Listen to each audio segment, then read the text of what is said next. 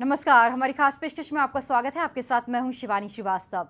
नरेंद्र मोदी ने वसुधैव कुटुंबकम और पड़ोसी धर्म पाकिस्तान को भी समझाया है। हम आपको बता दें कि यूएन में नरेंद्र मोदी के भाषण ने अमेरिका में दिए गए एक और भाषण की याद दिला दी है। बात 121 साल पहले की है। अमेरिका के शहर शिकागो में सारी दुनिया के धर्मगुरु इकट्ठा हुए थे।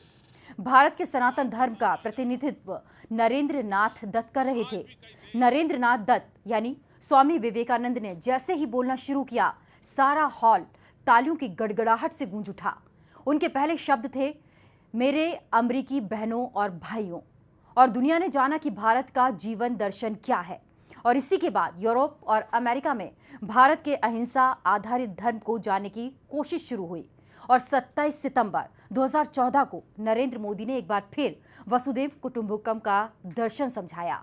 उन्होंने कहा कि वक्त सबको साथ लेकर चलने का है। मोदी ने जैसे ही भाषण दिया, सारा हॉल तालियों की गड़गड़ाहट से गूंज उठा।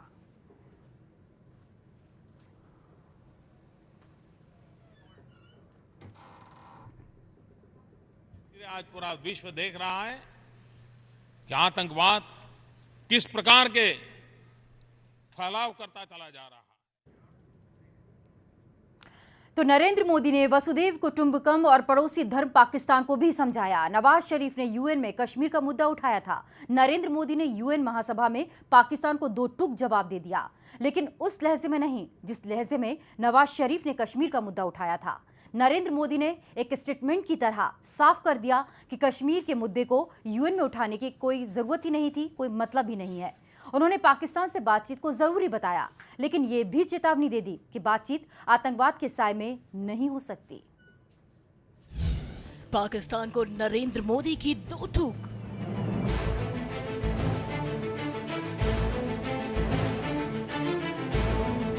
यूएन में कश्मीर का मुद्दा उठाने वाले पाकिस्तान को नरेंद्र मोदी ने खरी खरी सुना दी। नवाज शरीफ ने एक बार फिर संयुक्त राष्ट्र में कश्मीर का मुद्दा उठा दिया था और जम्मू कश्मीर में जनमत संग्रह की मांग की थी। हालांकि इसमें कोई हैरत की बात नहीं थी। पाकिस्तान को जब भी मौका मिलता है वो कश्मीर को विवादास्पद बताने की कोशिश जरूर करता रहता है, लेकिन भारत में नवाज शरीफ के बयान के बाद बेचैनी बढ़ गई थी। हर कोई उम्मीद कर रहा था कि मोदी नवाज शरीफ को मुंह तोड़ जवाब देंगे। नरेंद्र मोदी ने भी देश को निराश नहीं किया। उन्होंने नवाज को करारा जवाब दिया, लेकिन पाकिस्तान जैसे ओछेपन से नहीं। उन्होंने नवाज के भाषण का जिक्र तक नहीं किया, लेकिन साफ साफ कह दिया कि ऐसे मुद्दों को यूएन में उठाने से उसे कुछ हासिल होने वाला नहीं है।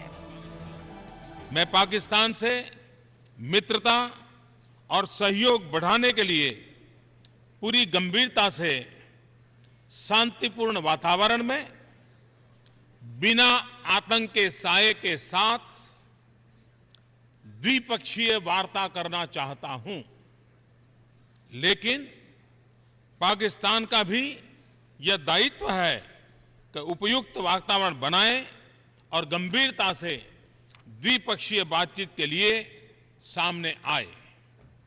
और इस मंच पर बात उठाने से समाधान के प्रयास कितने सफल होंगे, इस पर कईयों को शक है। More than 6 decades ago, the United Nations passed resolutions to hold a plebiscite in Jammu and Kashmir. The people of Jammu and Kashmir are still waiting for the fulfillment of that promise. Many generations of Kashmiris have lived their lives under occupation, accompanied by violence and abuse of their fundamental rights. Kashmiri women in particular have suffered immensely. PoK को भी देंगे मदद। कश्मीर को विवादित मुद्दा बनाने की कोशिश करने वाले शरीफ को मोदी ने कहा कि वक्त की मांग है कि हम बाढ़ से बर्बाद हो चुके कश्मीर की मदद करें। उन्होंने कहा कि भारत ने पाकिस्तान अधिकृत कश्मीर के बाढ़ पीड़ितों की भी मदद की पेशकश की थी। बात करनी है आतंकवाद को छोड़ो। नरेंद्र मोदी ने जोर देकर यह कहा कि पाकिस्तान के साथ बातचीत के लिए वो तैयार हैं, लेकिन इसके लिए जरूरी है पाकिस्तान विश्वासघात नहीं करे। उन्होंने कहा कि हम अपने पड़ोसियों के साथ अच्छे रिश्ते बनाना चाहते हैं, विकास के लिए शांतिपूर्ण माहौल पर जोर देते हुए उन्होंने कहा कि ये पाकिस्तान की जिम्मेदारी है कि वो आतंकी गतिविधियों से खुद को दूर रखें। मोदी के इस जवाब को भारत के सियासी दलों और रक्षा विशेषज्ञों ने बिल्कुल सही करार दिया। मेरी राय यह है कि उन्होंने बहुत ही सही तरीके से शब्दकोश का प्रयोग किया है। ज़रूरत से ज़्यादा उन्होंने समय पाकिस्तान और नवाज शरीफ साहब के स्पीच के ऊपर ज़्यादा ध्यान नहीं दिया, पर साथ साथ उन्होंने उसको सही दायरे में डाला है। जो हाफ ट्रूथ्स हैं नवाज शरीफ साहब के भाषण में, उनको उन्होंने एक प्रकार से एक्सपोज कर दिया, परंतु ज़रूरत से ज़्यादा उन्होंने तू मैं में नहीं पड़े।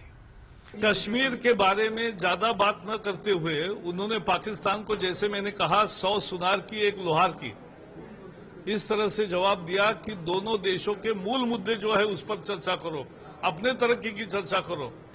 पाकिस्तान के नवाज शरीफ जी ने 20 सेंटेंसेस, 20 वाक्य इसके लिए बोले क्योंकि उनके पास दूसरा मुद्दा नहीं था। मोदी जी ने उसका 2 वाक्यों में ही ऐसा जवाब दिया कि जिसमें भारत की प्रतिमा और निखर कर सामने आई है। मोदी जी से मैं बहुत सी बातों पर इत्तेफाक नहीं करता हूं, लेकिन ये कहना कि हम बायलैटरल बात करना चाहते हैं, हम पाकिस्तान से डायरेक्ट बात करना चाहते हैं, पाकिस्तान को माहौल बनाना चाहिए, मैं मुत्फिक हूं, मैं एग्री करता हूं इस बात के लिए। हालांकि विपक्ष ने ये सवाल भी उठाया कि प्रधानमंत्री को ये सीधा संदेश देना चाहिए था कि कश्मीर भारत का अभिन्न अंग है, लेकिन इस बात को सराहना भी मिली कि उन्होंने अपनी बातें काफी सोच समझ कर रखी। आपको कहना चाहिए था कि कश्मीर हिंदुस्तान का अटूट हिस्सा है। हम रोज अपने देश के अंदर बोलते हैं, लेकिन जिस जगह बोलना चाहिए था वहां हम नहीं बोल पा रहे। हमें बताना चाहिए था कि कश्मीर हिंदुस्तान का अटूट हिस्सा है। हमने कहा कि आज वक्त है कि कश्मीर के लोगों की समस्याओं का समाधान करें। तो हम जो भी कहें अब उसको बहुत सूझबूझ के साथ कहना चाहिए। बातचीत हमने भी चाही थी कि हो जाए, बातचीत की अगुवाई प्रधानमंत्री जी ने भी की थी, लेकिन एक बात हमको ऐसा लगता है कि बहुत समझदारी के साथ आगे बढ़ने और आगे बढ़ने की बात करनी चाहिए। धोखा बहुत दफा हुआ है। पक्ष विपक्ष के सवाल जवाब तो देश की सियासत में चलते ही रहते हैं, लेकिन मुद्दा जब पाकिस्तान का हो तो पूरा देश एक हो जाता है। नरेंद्र मोदी ने भी देश की भावनाओं के मुताबिक ही पाकिस्तान को जवाब देकर ये साफ कर दिया कि नवाज शरीफ के लिए यूएन में कश्मीर का मुद्दा उठाना सियासी मजबूरी हो, लेकिन हम ऐसी किसी भी कोशिश को माफ कतई नहीं करेंगे। न्यूज एक्सप्रेस के लिए ब्यूरो रिपोर्ट। पाकिस्तान के प्रधानमंत्री नवाज शरीफ ने जैसे भारत के खिलाफ यूएन में मुहिम छेड़ने का बीड़ा उठा लिया हो। कश्मीर का मुद्दा छेड़कर भी जब उनका दिल नहीं भरा तो उन्होंने सुरक्षा परिषद के विस्तार को भी बेकार की कवायद बता दिया, जबकि भारत लगातार सुरक्षा परिषद के विस्तार और उसमें अपनी नुमाइंदगी की बात उठाता रहा है।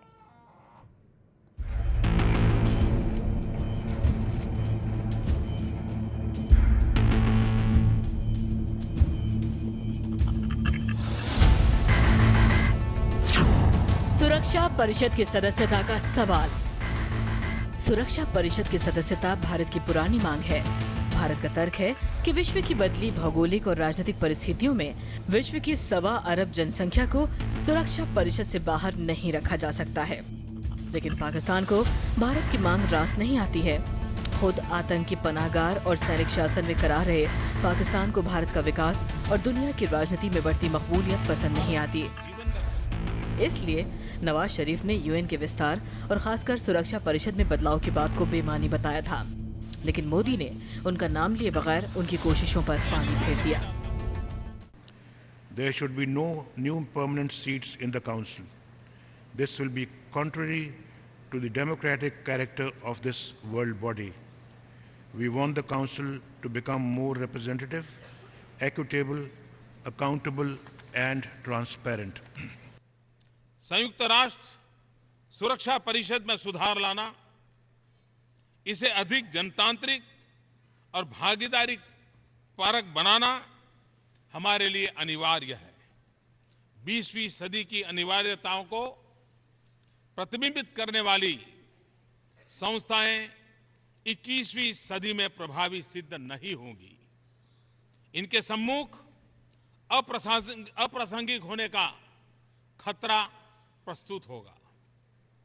21वीं सदी में विश्व काफी बदल चुका है, बदल रहा है और बदलने की गति भी बड़ी तेज है। ऐसे समय यह अनिवार्य हो जाता है कि हम समय के साथ अपने आप को ढालें। भारत विश्व का नेता है। तो पारित नहीं कर नरेंद्र मोदी ने अपने भाषण से पाकिस्तान को ये संदेश भी दे दिया कि हालात में काफी बदलाव आ चुके हैं और अब भारत उसके साथ छोटी मोटी बातों में उलझना नहीं चाहता।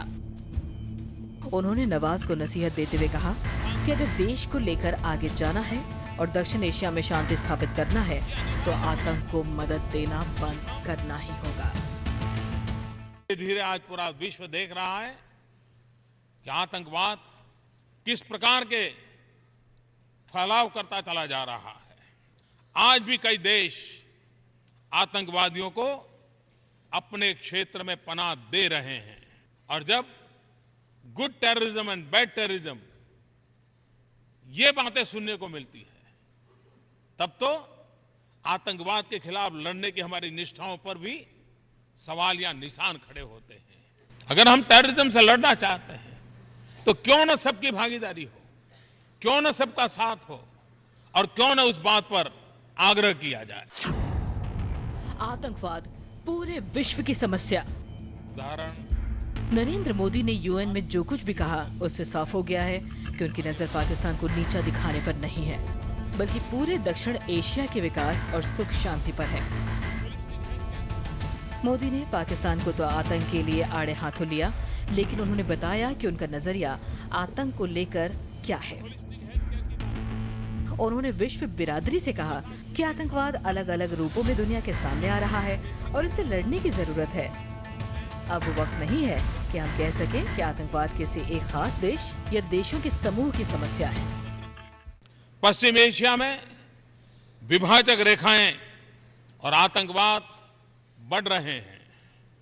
हमारे अपने क्षेत्र में आतंकवाद के अस्थिरताकारी खतरे से जूझना जारी है। हम पिछले 4 दशक से इस संकट को झेल रहे हैं। आतंकवाद नए नए रूप और नाम से प्रकट होता जा रहा है। इसके खतरे से छोटा या बड़ा, उत्तर में हो या दक्षिण में, पूरब में हो या पश्चिम में, कोई भी देश मुक्त नहीं है। पाकिस्तान में खलबली। मैं पाकिस्तान से नरेंद्र मोदी के जवाब से पाकिस्तान में भी खलबली मच गई है। पाकिस्तान सरकार ने भी भारत से बातचीत बंद होने पर अपनी गलती मानी है। पाकिस्तान को ये एहसास है कि उससे उच्चायुक्त अब्दुल बासित का दिल्ली में अलगाववादी नेताओं से मिलना सही नहीं था। न्यूज एक्सप्रेस के लिए ब्यूरो रिपोर्ट। अमेरिका में नरेंद्र मोदी के भाषण ने एक और नरेंद्र के भाषण की याद को ताज़ा कर दिया। आज से 121 साल पहले उसी नरेंद्र नाथ दत्त यानी कि स्वामी विवेकानंद ने भी पूरे अमेरिका का मन मोह लिया था। उन्होंने भी पूरी दुनिया को भारतीय धर्म और दर्शन का कायल बनाया था और इस बार नरेंद्र मोदी ने दुनिया को जीने का नया तरीका समझाया। 27 सितंबर 1893।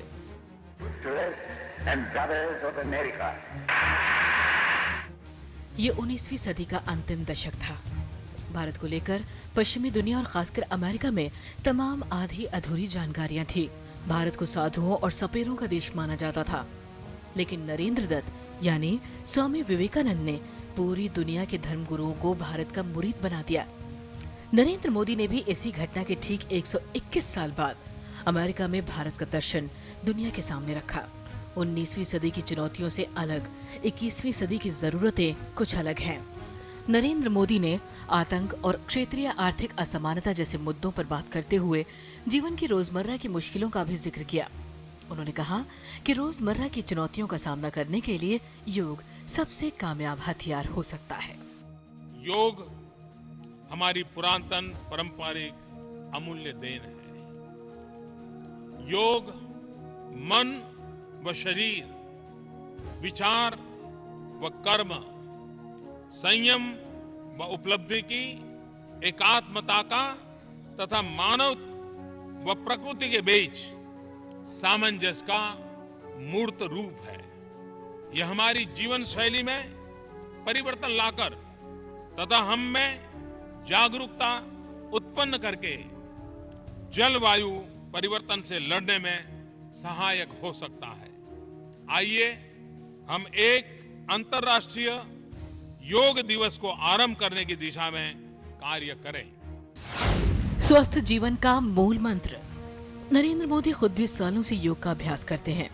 उनके दिन की शुरुआत भी योग से ही होती है। गुजरात का मुख्यमंत्री रहते हुए उन्होंने लोकसभा चुनाव के दौरान जिस तरह ताबड़तोड़ रैलियां की, वो किसी सामान्य व्यक्ति की सीमाओं से परे थीं। लेकिन उन्होंने पहले दिन से लेकर अंतिम दिन तक पूरी ऊर्जा के साथ चुनाव प्रचार किया। तो इसके पीछे योग की ताकत भी अहम थी। नरेंद्र मोदी की बात दुनिया ने सुनी और उन्होंने जो कुछ भी कहा उसे सराहा भी गया। नरेंद्र मोदी की ये अमेरिका यात्रा इस मायने में भी अहम है कि उन्होंने अटल बिहारी वाजपेयी के बाद प्रधानमंत्री के तौर पर यूएन में हिंदी में भाषण दिया। उनकी इस अदा ने उनके विरोधियों को भी मुरीद बना लिया, भले ही वो आम नागरिक हो या सियासत के माहिर खिलाड़ी। देखिए, ये सत्य है कि नरेंद्र मोदी जी अटल बिहारी वाजपेयी जी के बाद दूसरे प्रधानमंत्री हैं जिन्होंने हिंदी में बोला। वैसे इस पर राजनीतिक पक्ष न रखते हुए मैं सिर्फ ये कहूंगा कि यह संयोगी है कि दोनों भारतीय जनता पार्टी के थे। और उससे भी बड़ी बात यह है, नरेंद्र मोदी जी ने जो बोला है वो अटल जी से एक मामले में आगे बढ़कर है, क्योंकि नरेंद्र मोदी जी हिंदी भाषी क्षेत्र से नहीं है। गैर हिंदी भाषी क्षेत्र के होकर उन्होंने हिंदी में भाषण दिया। इससे अंतर्राष्ट्रीय मंच पर भारत का स्वाभिमान बढ़ा है और राष्ट्र के अंदर भारत में एकात्मता का सूत्र बढ़ा है। इस बात के लिए मैं बधाई देता हूं कि उन्होंने राष्ट्रीय भाषा में यूएन को संबोधित किया। इससे पहले अटल जी भी राष्ट्रीय भाषा में यूएन में संबोधित कर चुके हैं। और देश के सभी जो प्रधानमंत्री, जो ज्यादा समय तक प्रधानमंत्री रहे, उन्होंने यूएन में इन मुद्दों को सदैव छुआ है। हालांकि अमेरिका जैसे कई देशों में भारत के योग गुरुओं का बोलबाला है, लेकिन यूएन में विश्व योग दिवस की बात पर मोदी ने भारतीय परंपरा के अमूल्य योगदान को पूरी दुनिया तक पहुंचाने की पहल कर दी है। न्यूज एक्सप्रेस के लिए ब्यूरो रिपोर्ट। और इसके साथ ही नरेंद्र मोदी ने यूएन में अपने भाषण में कई ऐसी बातें कही जिससे ये पता चलता है कि आने वाले वक्त में दुनिया के लिए उनका विजन क्या है। उन्होंने पाकिस्तान को नसीहत दी तो दुनिया भर के नेताओं को भी बता दिया कि अब वक्त वसुदेव कुटुंबकम की भावना के आधार पर सबका विकास करने का है। आतंकवाद पूरी दुनिया की समस्या। धीरे आज पूरा विश्व देख रहा है कि आतंकवाद किस प्रकार के फैलाव करता चला जा रहा है।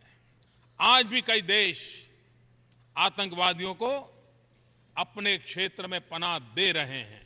और जब good terrorism and bad terrorism ये बातें सुनने को मिलती है, तब तो आतंकवाद के खिलाफ लड़ने की हमारी निष्ठाओं पर भी सवाल या निशान खड़े होते हैं। अगर हम टेररिज्म से लड़ना चाहते हैं तो क्यों न सबकी भागीदारी हो, क्यों न सबका साथ हो, और क्यों न उस बात पर आग्रह किया जाए।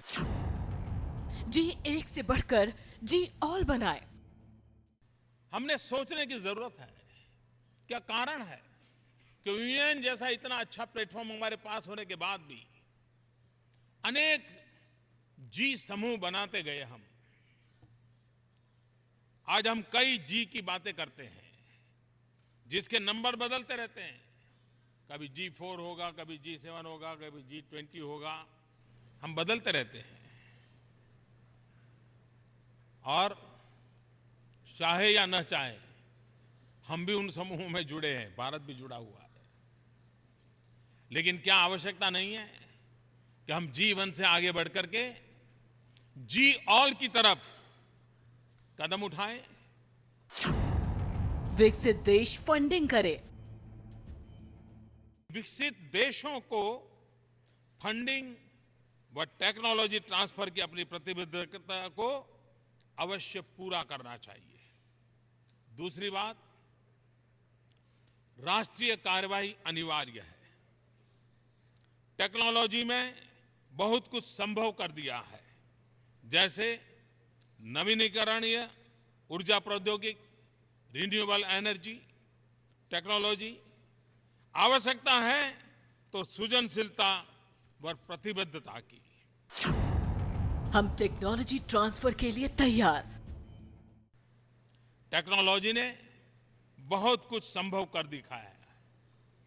इसे मुहैया करने में होने वाले खर्च में भी काफी कमी आई है।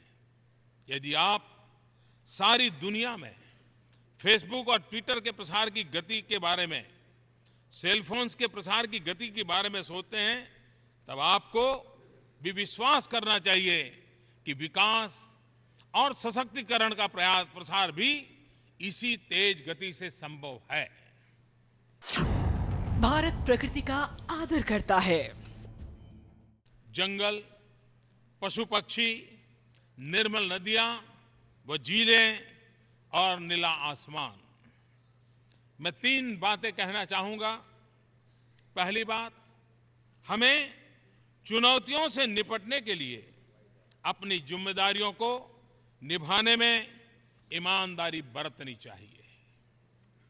विश्व समुदाय ने सामूहिक कार्यवाही के सुंदर संतुलन को स्वीकारा है, जिसका स्वरूप कॉमन बट डिफरेंशिएटेड रिस्पॉन्सिबिलिटीज।